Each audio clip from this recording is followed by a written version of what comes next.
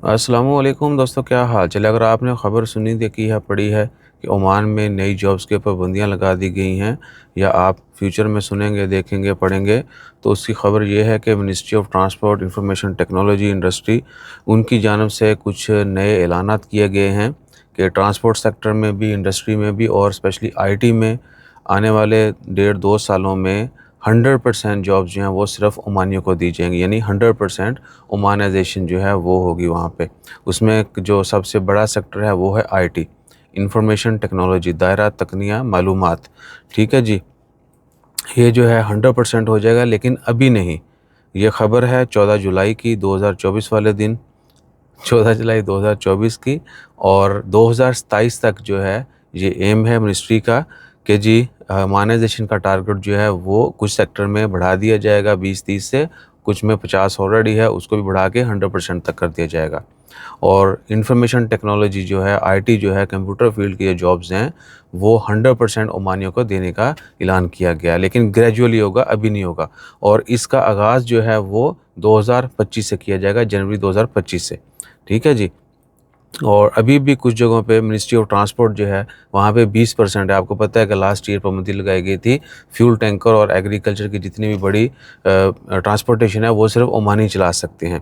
इसी तरह और भी बहुत सारी हैं, इंडस्ट्री में भी है।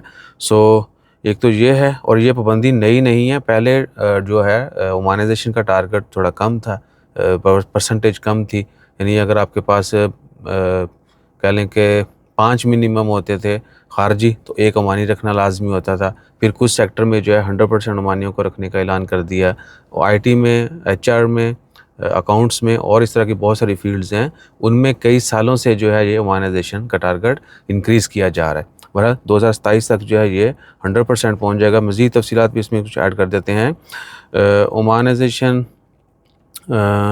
of profession restricting a number of profession in transport, logistic, communication and information technology ओमानियों के लिए है जी। उसमें कंपलसरी एम्प्लॉयमेंट है, मिनिमम लेवल जो है वो सेट किया जाएगा ओमानियों का, और मैक्सिमम भी। उसके बाद mandatory for promote specific jobs requiring approval for the.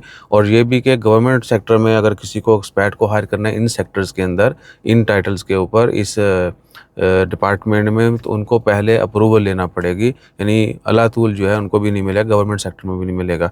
और 2025 का स्टार्ट में आगाज़ कर दिया जाएगा। उसके बाद क्या है कि 2027 तक जो है 100%।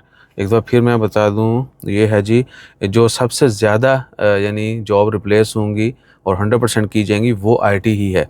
Telecom, communication and IT system में जो है वो 100, अभी 50% है, इसको मज़ीद बढ़ा के 100% कर दिया जाएगा।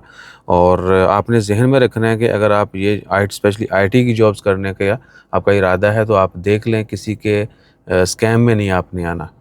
ठीक है ना। ये ना हो कि आपको जो है ना जॉब सर्च में तो बंदा बहुत कुछ कर जाता है, बहुत सारी चीज़ें भी इग्नोर कर देता है। तो आपने आगे देख लेना है कि वाकई कि आपको वीज़ा मिल जाएगा, नहीं मिलेगा, कहीं स्कैम तो नहीं हो रहा। और उसके बाद ये भी होता है कि वो जुगाड़ ही समझ लो, डिफरेंट वीज़ा के ऊपर आके वो सब काम होते हैं। ठीक है। तो उसमें भी आपको बहुत सोच समझ के आपने अपने एम्प्लॉयर से पूछ लेना है कि जी काम तो शायद मैं ये करूँगा लेकिन मेरा वीज़ा डिफरेंट है। चेकिंग इंस्पेक्शन में अगर पकड़े जाते हैं तो उसका ज़िम्मेदार कौन होगा। फिर जुर्माने भी होते हैं, बंदे को भी होता है, और कुछ केसेस में तो डिपोर्ट भी किया जाता है। ठीक है ना। ये भी, अगर जहाँ आपका वीज़ा सेम ना हो, आप काम कुछ और कर रहे हैं, वीज़ा कुछ और है, तो भी आप पकड़े जाते हैं। ये चीज़ें भी आपने जहन में रखनी है। सही है जी। और 2024 में इनका टारगेट था कुछ परसेंटेज का, वो उन्होंने अचीव कर लिया है। बाकी 2025 से स्टार्ट हो जाएगा, और 25, 26 और 27 तक जो है 100% जो है वो कर दी जाएंगे। बाकी फ्यूचर में जो भी खबर आएगी वो आपसे शेयर कर दी जाएगी। और भी बहुत सारी तरह की जॉब्स बैन हैं, आप हमारी जॉब बैन वाली वीडियो भी देख सकते हैं। किस दिन हम वो रिपीट भी कर देंगे कि ये जो सेक्टर हैं ये बैन किए गए हैं। वहाँ पे जॉब के लिए आपने थोड़ा पहले से सर्च कर लेनी है। जॉब करने से पहले एम्प्लॉयर बता देते हैं। ठीक है ना। यानी ए वीज़ा ए कम अना मसूल। ठीक। तो अब ज़्यादा भी मुझसे जो है ना सीधी सीधी बातें ना करवाया करें। बाकी इंशाल्लाह ताला खैर, उम्मीद है आने वाला सबके लिए अच्छा होगा। हर जगह पे हालात आपके सामने ही हैं। सो इसमें लोग जो है वो इवन के गाली गलौज तक उतर आते हैं कि जी ऐ की हो गया, ओ की हो गया, इन्हां दी उन्हां दी। तो ये काम मत किया करें। जज़ाकल्लाह। अल्लाह हाफ़िज़।